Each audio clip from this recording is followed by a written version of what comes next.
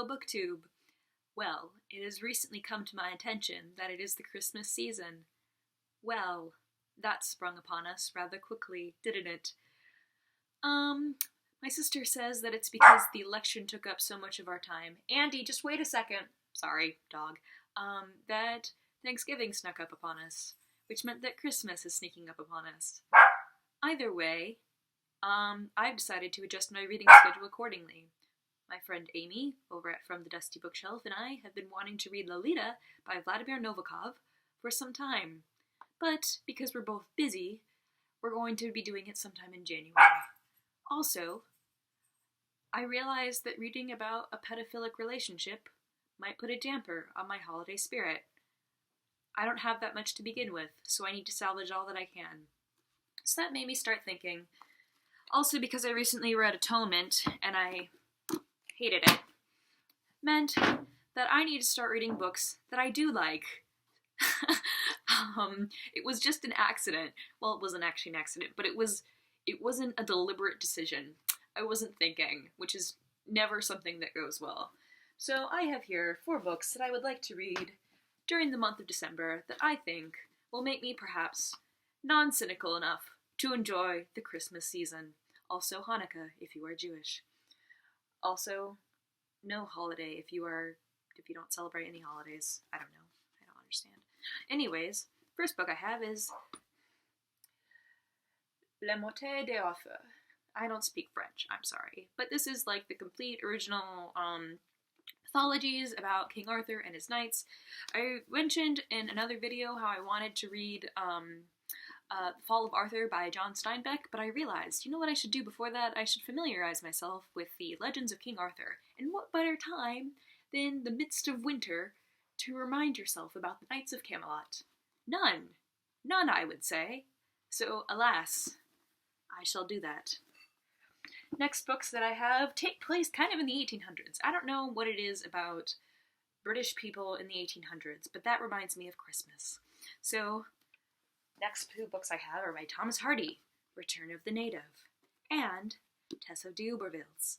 And yes, I would like to read both of these.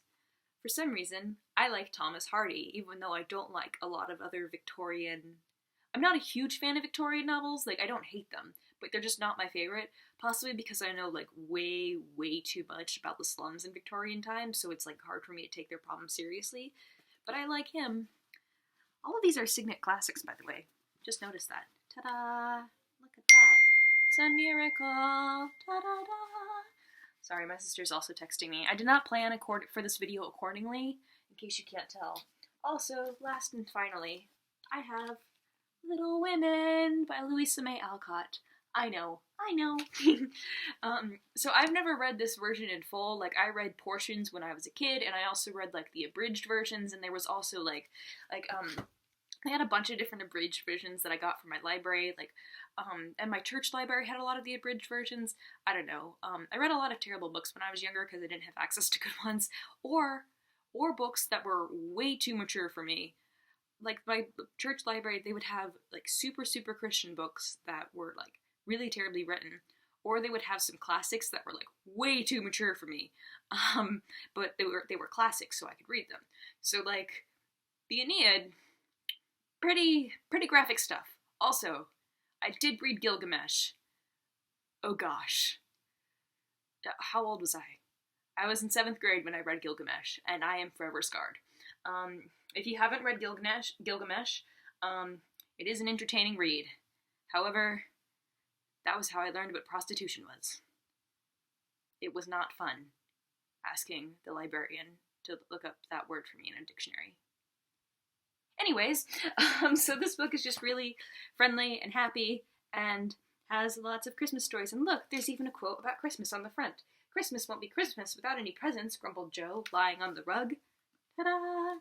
So I thought, maybe these are some books I could read during the month of December. They're not too long either. They go pretty quickly. So during finals and everything like that, I'm not going to have a ton of time.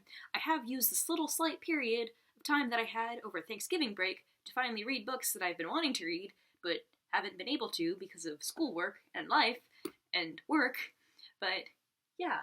Anyways, I know I kind of rambled on about this, but I'm still in denial over a lot of the stuff that's happened. So, yes. In my mind, it's not December. In my mind, it's going to be November 5th for like the next year. Not really. It'll be November 5th until like January 19th. Because then that's when I will accept what has happened. Anyways, thanks for watching. Doei!